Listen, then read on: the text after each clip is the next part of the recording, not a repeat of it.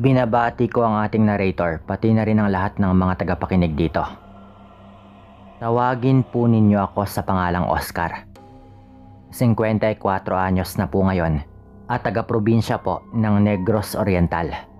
Itong kwento ko po na ito ay kwento namin ng yumao ko ng ama na si Tatay Rudy. At nangyari ito matagal na panahon na rin ang nakaraan. Sa pagkakaalala ko po, wala pa akong 18 taong gulang noon dahil 18 po kasi ako nung makabuntis po ako. Kaya natatandaan ko po talaga na bago pa yon nang mangyari itong kwento. Ang tatay ko po ay isang kusinero.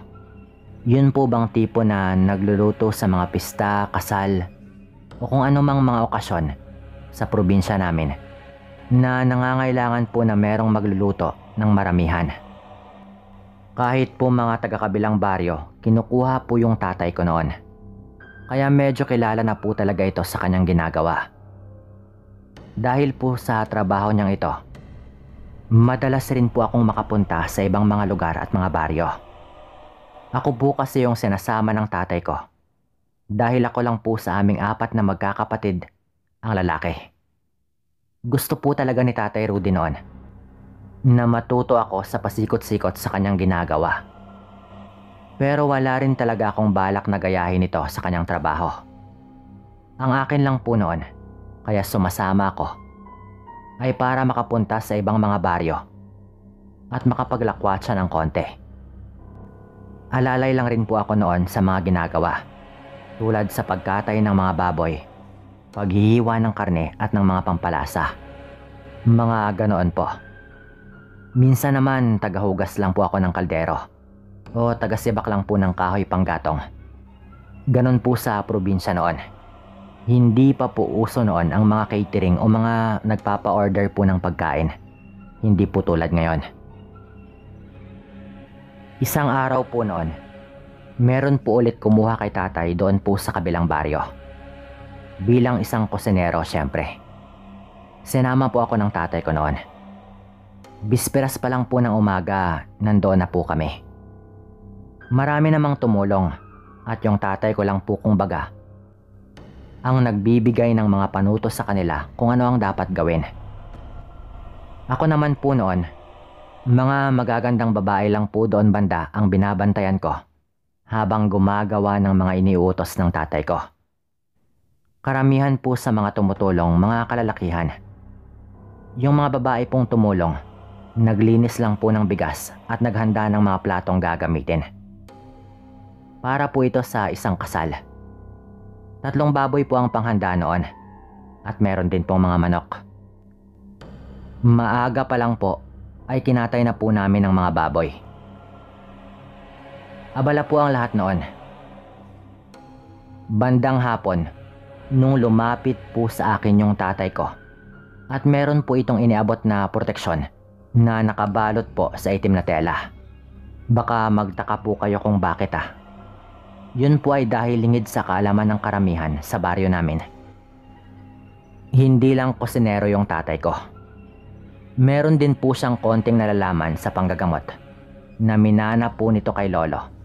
Pero hindi lang po talaga ito ng gagamot dahil bilin daw sa kanya ni lolo na kung gusto raw niyang tahimik ang kanyang buhay ay wag na wag raw siyang gumaya kay lolo. Manggagamot po kasi yung lolo ko noon. Pero nung panahon pong nangyari ang kwento na ito, ay patay na rin po si lolo. Nung iniabot po sa akin ni tatay yung proteksyon, alam ko na po yung ibig sabihin nun. Meron ba dito tay? Kaya binigyan mo ako nito. Tanong ko po kay tatay noon para lang po makasigurado. Meron anak. Yung matanda sa banda roon. Yung nakaputi na nakasombrero. Sagot naman po ng tatay ko noon, sabay turo sa matandang lalaki na nakaupo sa hindi kalayuan. Isa po yung matandang yon na tumulong po sa pagsibak ng mga kahoy. Mga lagpas 6 na po yung edad nun. Pero malakas pa po yon. Ang ibig sabihin po ng tatay ko doon ay isang aswang, yung matandang yon. Nagtanong ako kay tatay kung nakumpirma na ba niya at ang sabi po nito ay oo daw. Mabilis po kasing nalalaman ng tatay ko kung aswang yung isang tao base po sa mga kilos nito, lalo at meron nga po itong kaalaman. Medyo umiinit rin po yung suot na habak ng tatay ko kapag ganon. Kaya siguro hindi ito lumalapit ng husto doon sa matanda at baka makatunog yung matanda. Ayon kay tatay, mas nakumpirma daw niya iyon nung biglang pumasok yung matanda sa may kusina habang daladala ang naipong dugo ng baboy sa planggana. Nagagamitin po sana ng tatay ko para sa dinuguan. Nung sundan daw kasi ni tatay ang matanda, nakita daw talaga nito na kumuha pa raw yung matanda ng baso at sumalok doon sa plangganang merong dugo ng baboy at agad daw niya yung nilagok na parang uhaw na uhaw. Tapos nilagay lang daw nito sa plangganang may tubig na pinaghuhugasan ng pinggan yung basong kanyang ginamit. Literal na uminom ng dugo yung matanda. Nilagay ko po sa bulsa ang proteksyon na binigay sa akin ng tatay ko at hindi po ako lumalapit doon sa matanda. Pinagmamasdan ko lang po ito at binabantayan ang kilos nito habang nagmamasid-masid lang din po ito sa paligid. Kung walang alam sa mga bagay-bagay yung tatay ko, malamang hindi po talaga nito masabing aswang yung matanda. Lalo at mukhang sanay po itong makipaghalubilo sa ibang tao. Nung dumilim na po at medyo wala nang ginagawa yung tatay ko, lalo at madaling araw naman kinabukasan lulutuin ng iba pang mga putahe, bigla akong tinabihan ni tatay sa aking pagkakaupo at ang sabi po nito, maghanap raw ako ng makabuhay. Yun po bang uri ng halaman na parang baging na mapait? Yung sinasabit po ng karamihan sa kanilang mga bintana bilang pangontra sa mga aswang. Meron daw po kasing sanggol na anak, yung may-ari ng bahay na kumuha po kay tatay bilang kusinero. Kaya ibibigay daw ni tatay para isabit sa kanilang mga bintana. Lalo at mukhang bagong panganak lang daw yung sanggol, na baka yun daw pala ang punteriya ng matanda. At nagkukunwari lang itong tumulong sa paghahanda para sa okasyon. Mabuti na lang daw at hindi naman tumulong yung matanda sa pagluluto o kahit sa paghiwa ng mga karne, lalo at baka kung ano daw ang gawin nito o baka lawayan pa nito yung pagkain. Yung dugo naman po, hindi na lang po yung tinuloy ni tatay sa pagluto. Sinabi lang po nito sa may-ari na aksidente niyang natapon ng plangganang merong dugo ng baboy, lalo at baka nalawayan na rin daw yon ng matanda. Naghanap na po ako ng makabuhay noon at mabilis lang naman po akong nakahanap. Ngunit nung bumalik na po ako ay hindi ko na po makita yung tatay ko. Wala na po ito roon sa kung saan po ito nakapwesto bago po ako umalis. At hindi ko rin siya mahanap doon banda sa harap ng bahay. Tumitingin-tingin po ako sa paligid at napansin ko po noon na wala na rin doon yung matanda na hapon pala nga ay binabantayan na namin. Kaya agad ko pong naisip na baka kumilos na po yung matanda at sinundan po yun ng tatay ko. Naalala ko po noon na nung hapon pa lang ay nakarinig po ako ng iyak ng sanggol doon po banda sa likod ng bahay. Kaya baka doon banda ang kwarto kung saan naroroon ang sanggol. Medyo madilim doon pero lakas loob po akong pumunta doon. Kaya kahit medyo madilim, lakas loob po akong pumunta doon banda.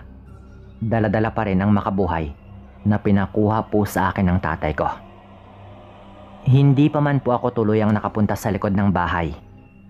Narinig ko na nga pong merong umiiyak na sanggol. Iyak po yun ng iyak na sa banta ko ay baka senyalis na po na kumikilos na nga po yung matandang aswang. Pagdating ko po sa may likod ng bahay, doon po banda sa may kakahuyan ay nakarinig po ako ng ingay. Narinig ko rin po yung boses ng tatay ko. Kaya alam kong meron nang nangyari na baka nahuli na ako ng dating. Tumakbo po ako agad noon doon banda sa may kakahuyan. At naabutan ko po na nagpang-abot na pala yung tatay ko at ang matanda. Dinudumog po yung tatay ko ng matanda na iyon, na talagang nakapagtataka dahil malaking tao po yung tatay ko. Pero nagagawang pumalag ng matanda na parang ang lakas po nito. Sa pagkataranta ko po noon, yung hawak ko pong baging ng makabuhay, yun po yung mabilis kong ipinulupot sa leeg ng matanda. Sabay sinakal ko po ito gamit yon.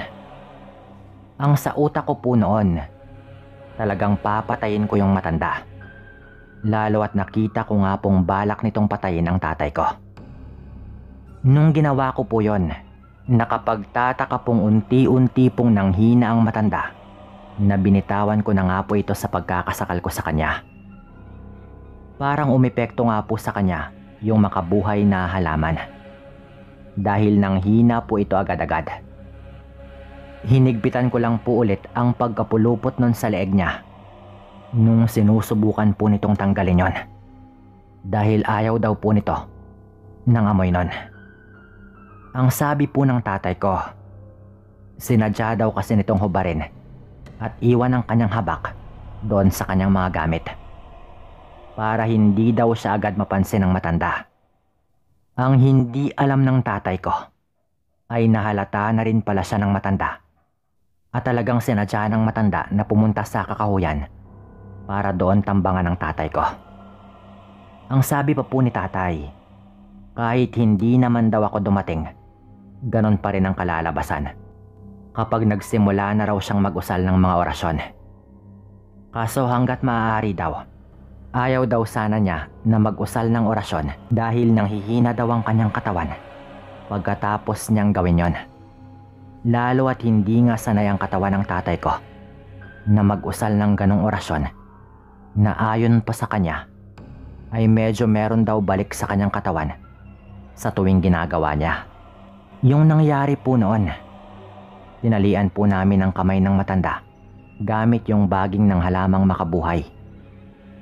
At pinatawag po sa akin ni tatay yung may-ari ng bahay, yung tatay nga po ng ikakasal. Nung tinawag ko na po ito at nung malaman niya ang tungkol sa matanda, kumuha pa po ito ng baril at talagang babarilin po sana nito yung matanda. Pero pinigilan po siya ng tatay ko. Lalo at malaking gulo daw sana yon. At meron pa nga silang okasyon kinabukasan. Kaya yung nangyari, binantaan na lang po ng may-ari ng bahay ang matandang yon. Nawag nang magpakita doon banda at wag na wag ring magkakamaling mangbiktima ng mga tao.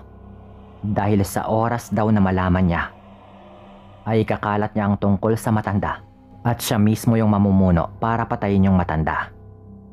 Tangulang po ng tango yung matanda noon at agad nga po itong umuwi pagkatapos po naming pakawalan. Nung natapos na nga po yung okasyon at nakauwi na po kami ng tatay ko kinabukasan, nagtanong po ako sa kanya kung bakit hinayaan niyang pakawalan ng matanda at ang sabi lang po ng tatay ko, dayo lang din daw kasi kami doon. At sa oras daw na pinatay namin yung matanda, siguradong may mga darating daw na kapamilya nun para hanapin kung saan kami nakatira para kami naman daw yung pagbayarin. Natakot lang din siguro yung tatay ko at ayaw lang din ito na masangkot sa gulo. Sa tingin po ba ninyo, tama ba yung ginawa ng tatay ko? Paki-comment na lang po ang inyong mga opinyon. Hanggang dito na lang din po yung kwento kong ito. Oscar nga po pala ng Negros. Maraming salamat po.